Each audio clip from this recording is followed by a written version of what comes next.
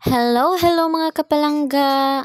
For today's video is nagsunog ta sa palibot sa atong balay kay grabe kadaghang mga lamok kapalangga. Kani siya nga mga kapalangga is atuan na ni siyang gitapok daan ganinang udto kay nanilhig man ko kay para pod malimpyo ang limpyo tan-aw ng gawa sa atong balay mga kapalangga. Kani siya mga kapalangga is grabe jud ni siya kasiga. Kay niuga naman gud siya kaayo mga dahon ni siya sa mga kahoy nga nangalaya na nya kay daplin man siya sa kalsada mo nang dali ra kay siya nauga mga kapalangga. So grabe ka init jud ang atong pagsunog ani kay perti namang ugaha tapos daghan pud kay na siya nga natapok diha mga kapalangga kay daghan kayong mga punuan sa kahoy jud diri adapita nga side. So manang kusog kay siya ni siga. Siguro dili man siguro ni bawal sa Facebook no, dili guro ta ma-violation ani.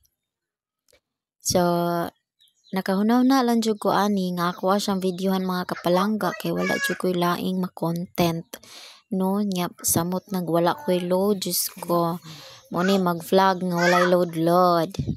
Kani siya diri nga side mga kapalangga is diri ni sa among nataran, medyo layo gamay sa among balay.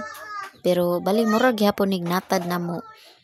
Kana siya mga kapalangga istugay na ko na siya napasiga kay medyo basa pa ang ilalom. Kay kabalo na ka, sige bayog ulan-ulan mga kapalangga. Tapos ang ibabaw na mga kapalangga is medyo nauga-uga na siya pero dili kay siya makaya sa power at charis. So mana na siya mga kapalangga.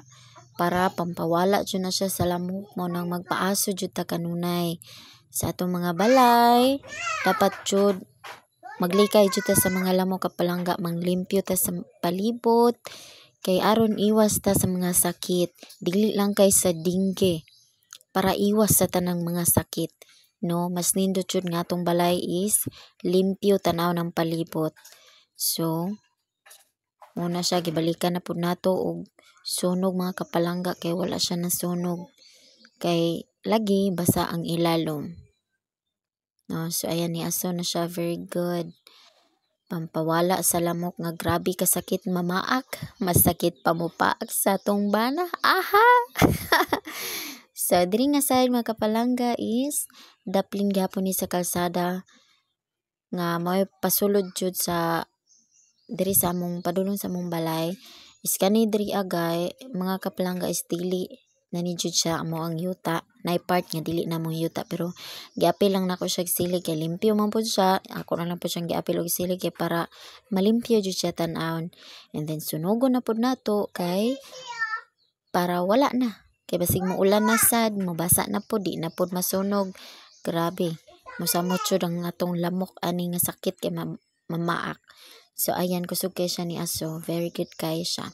Diri nga side mga kapalangga is atubangan ni sa balay sa akong ugangan.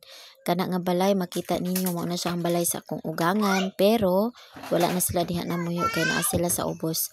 Tagsa lang sila makaanha dira so murag wala kay sila time nga makalimpyo kay busy na pud ilang life.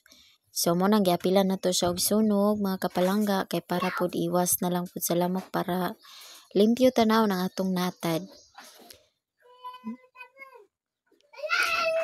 Atuan na ni siyang gipantapok daan ganinang udto mga kapalangga kay para nagkahapon diretso na nato nga sunugon.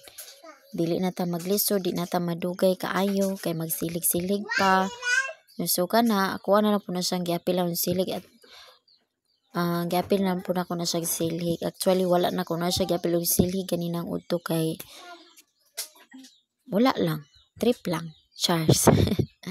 So ayan. Then diri nga side mga kapalangga is diri ni sa amuang likod jud mo ni grabe kadagan yung lamok tria dapita kay kanao kita mo ana mga guman asya nga gitapingan. So kabalo na kapag gumahan daghan jud kay na siya lamok magagmay o madagko man sakit kaayo mamaak jud.